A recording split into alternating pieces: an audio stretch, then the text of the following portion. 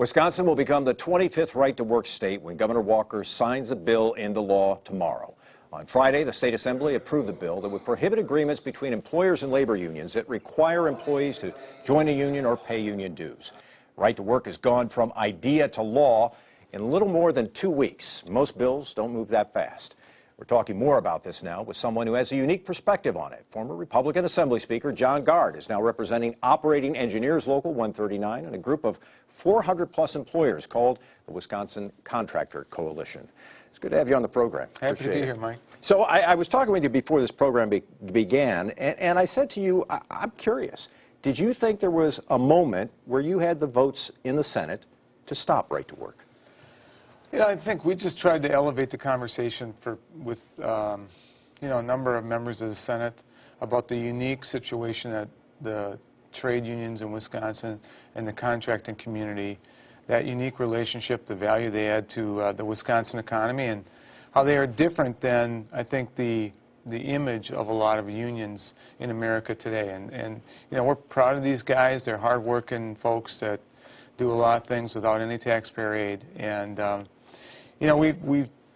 lot of them vote Republican. So a lot of these people have been very active with a number of members of these legislators. And we did our best to have our story be told, and in the end, they fell short. But that's just part of the deal. What's your sense? Was it a tough vote for a few of those Republican lawmakers? Oh, I'm sure it is. Everybody has to put on a strong, happy face, It's tough for a lot of the guys that work for me. These are guys who pay for their own training out of their own paycheck, pay for their own pension, their own health care. They don't ask the taxpayers for a nickel. They have built a good relationship with a lot of their legislators, Republican, Democrat. They endorse Governor Walker repeatedly.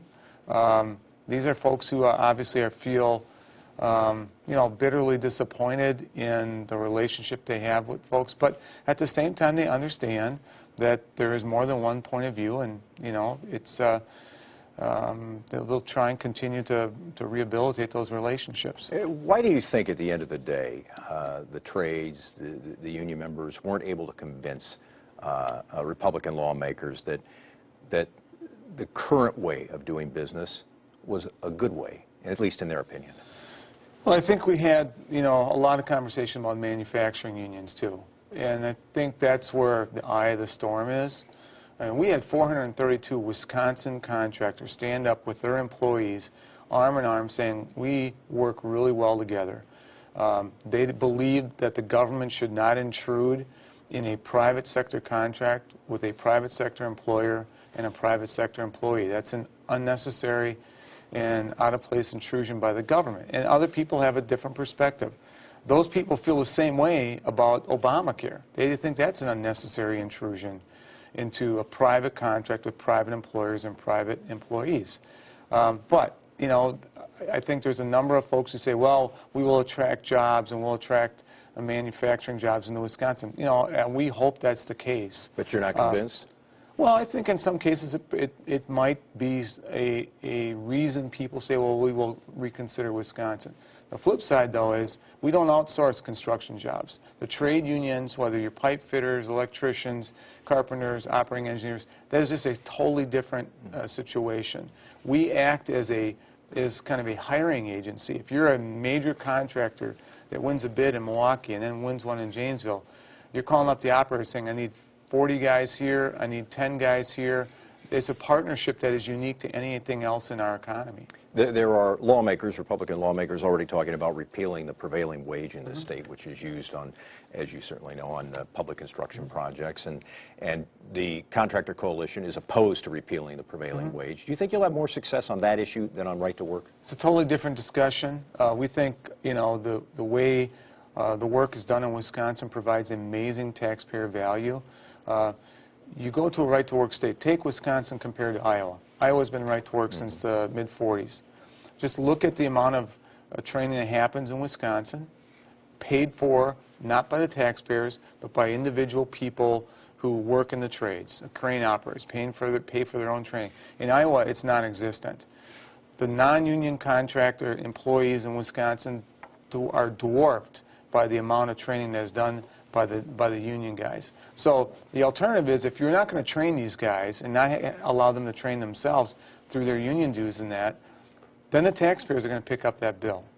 And, you know, throughout this debate, we'll have, I think, spirited debate, but I think more and more people understand that there is a value to the taxpayer.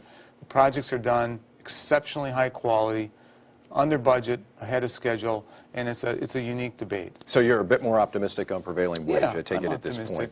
point. So let's wrap this up by asking you the political question.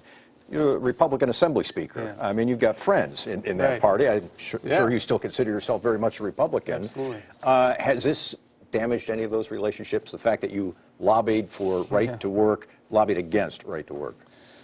Listen, I've been a supporter of the operating engineers for years, and I believe in these blue-collar guys, dirt under the fingernail guys. I want them in the Republican coalition. I do not want Hillary Clinton to be president of the United States.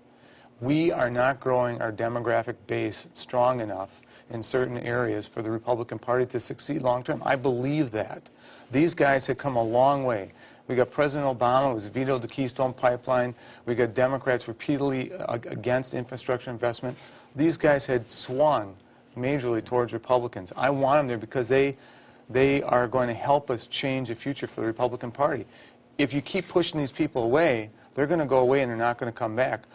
Where else are we growing our demographic trends for the Republican Party? I mean, you've done some work on this recently about it. I mean, it's what I believe. Now, other people are certainly entitled to their other point of view. But in rural areas of Wisconsin, where you count on a lot of pretty diverse people to participate in our Republican politics, I believe the Republican Party is the right party for the future of America for a lot of reasons, and I want these folks to be part of it. Former Assembly Speaker John Gard, who lobbied against right to work in the state of Wisconsin. Thanks very much for being on the program. Appreciate it.